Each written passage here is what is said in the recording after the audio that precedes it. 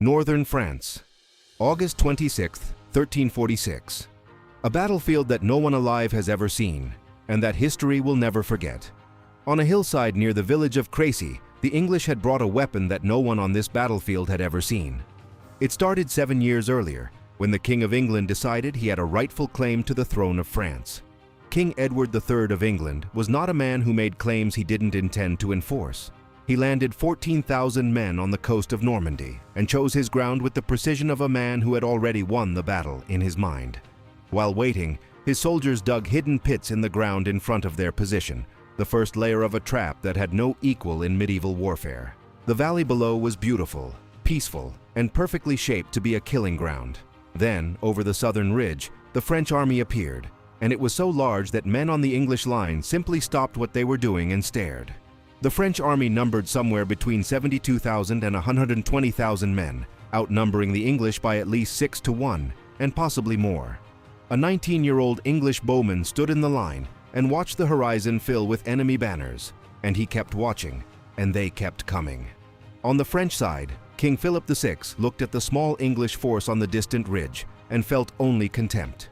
He sent his 4,000 hired Genoese crossbowmen forward to lead the attack, the finest mercenary ranged fighters that money could buy in 1346. And then the weather changed. A fast-moving rainstorm swept across the battlefield and soaked every Genoese bowstring in seconds. The English longbowmen had kept their strings dry under their caps. This was not luck. This was habit. Meanwhile, behind the English line, the gun crews were loading the ribauldequins, strange multiple-barreled weapons that most of the soldiers around them had never heard fired. The Genoese advanced and fired, and their bolts fell short, every one of them fluttering weakly into the empty ground between the armies. Edward raised his fist, then dropped it, and 10,000 English arrows lifted into the sky at exactly the same moment.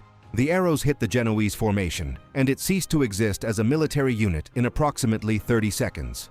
Then came the decision that would define Philip VI's legacy. He ordered his cavalry to ride through his own retreating crossbowmen to clear the path. The French cavalry, 8,000 armored knights on massive destrier war horses, formed for the charge that was supposed to end the battle in minutes. An old English gunner touched a burning match to the first touch hole of the first organ gun, and time seemed to slow. The ribauldequins fired, and the sound they made was something that this world had never heard before. The war horses, bred and trained for years to charge without fear, had never heard anything like this, and their bodies reacted before their training could stop them. The most powerful cavalry force in Europe, the weapon that was supposed to end this battle in 10 minutes, was destroyed by sound. France's greatest knights, men who had spent their entire lives training for this exact moment, lay helpless in the mud, too heavy to rise, waiting for English arrows. The longbowmen worked in silence, drawing and releasing at 10 arrows per minute, for hours, and the valley below them ran out of living targets before they ran out of arrows.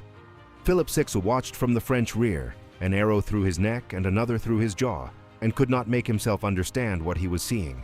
A French knight rallied a second charge, and the organ guns were waiting. The guns fired again, and again the horses broke, and again the charge was destroyed before it reached the English line. The charges continued, 15 in total by some accounts, and every one of them died in the valley below the English ridge. A knight worth more than most men would earn in 50 lifetimes lay in the mud of France, alone, helpless, listening to arrows land around him in the earth. As the sun descended, the battlefield below the English ridge had become something that no one alive had seen before, and hoped never to see again. When his son's flank came under pressure, Edward III sent back a message that revealed everything about the man. "Tell him to send no more to me as long as the boy is not dead." 16-year-old Edward the Black Prince held his flank alone. His father had decided he would not send help, and the boy had decided he would not need it. By nightfall, the French had launched 15 charges and lost between 10,000 and 15,000 men. The English line had not moved by a single foot. The organ gun sat blackened and cracked after the battle, ugly, crude, already obsolete by the standards of what they made possible. Philip VI, wounded, defeated, with an arrow through his neck, was led off the field in the dark, and did not look back.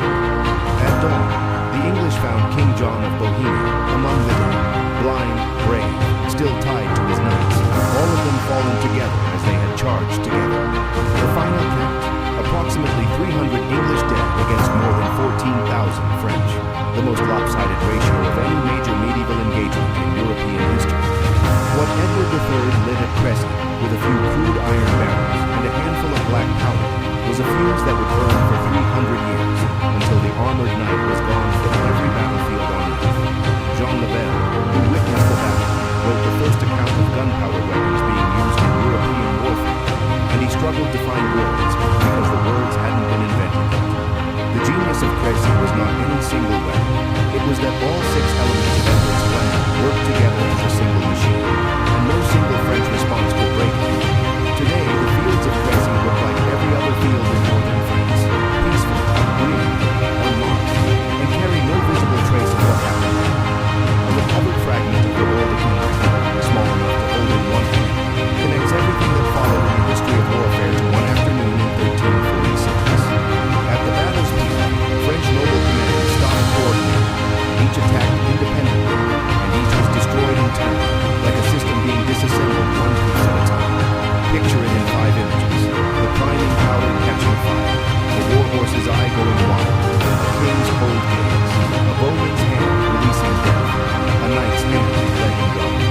That night, while his army slept on their ridge, Edward III sat alone in the dark and thought about cavalry. Crécy opened the road to Calais, to Poitiers, to Agincourt, a chain of English victories stretching across a century, each one made possible by what was proven on this ridge.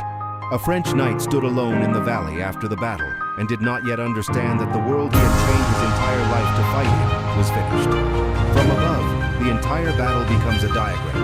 Edward's tracked, perfectly set, perfectly sprung, and everything complicated about it becomes suddenly, terrifyingly simple. Every English arrow of Crécy carried the same message. Your armor is irrelevant, your training is irrelevant, your numbers are irrelevant, you cannot reach us. 10,000 English archers, drawing and releasing 10,000 times each, produced a density of fire that no formation in history had yet learned how to survive. King John of Bohemia was completely blind, and he rode into the battle anyway, with his reins tied to his knight's reins, because honor demanded nothing less. They found him in the morning, still on his horse, still connected by reins to the knights who had ridden with him, all of them fallen together, and no one on the English side had the weapons. The morning after Crécy, Edward III marched his army north, the battle already behind him, already part of history, his mind already on what came next. A chronicler who witnessed the battle wrote that the English weapons made a noise like thunder, and he meant it literally, because nothing else in his language came close. The valley below the English ridge was littered with the hardware of a dying enemy: swords, lances, spurs, shields, the physical objects of a way of war that had already lost its meaning. The French plan at Crécy assumed that shock cavalry was unstoppable, and they were right about everything except one variable: the sound that the English brought to the field. Crécy made the siege of Calais possible, and the fall of Calais gave England a foothold in France that would shape the next century of European history. A Genoese mercenary who survived walked home with nothing, betrayed by his employers, stripped of his weapons, alone on a French road going south. The last French charge came as the sun was setting, a few hundred riders against an unbroken line, and it died in the dark, like everything else that came before it. Edward III pinned the 3 white feathers of the fallen king of Bohemia onto his son's surcoat, and the Black Prince wore that symbol for the rest of his life. The English army moved on the next morning, and behind them, the battlefield held its silence and its dead.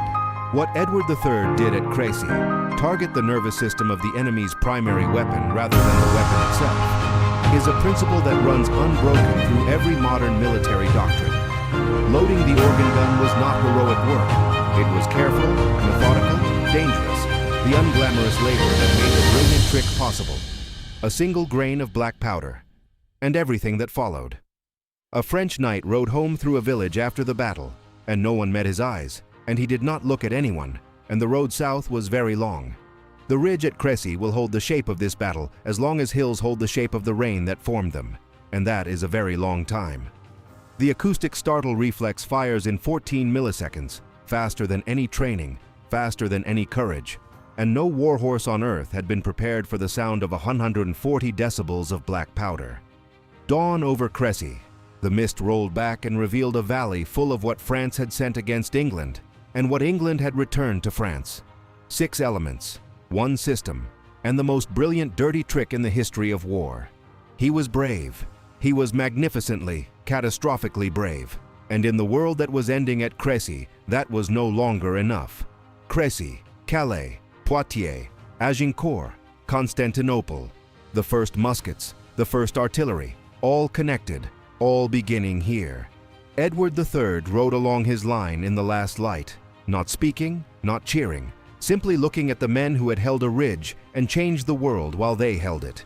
His eyes looked north, past the battle, past the campaign, past everything he knew, and saw something the rest of the world would take 100 years to understand. The fields of Crécy look like any other field in France now, and they remember everything. One last time, the gunner's hand descends, the match touches the powder, the world holds its breath, and the sound that ends one era and begins another tears through the afternoon.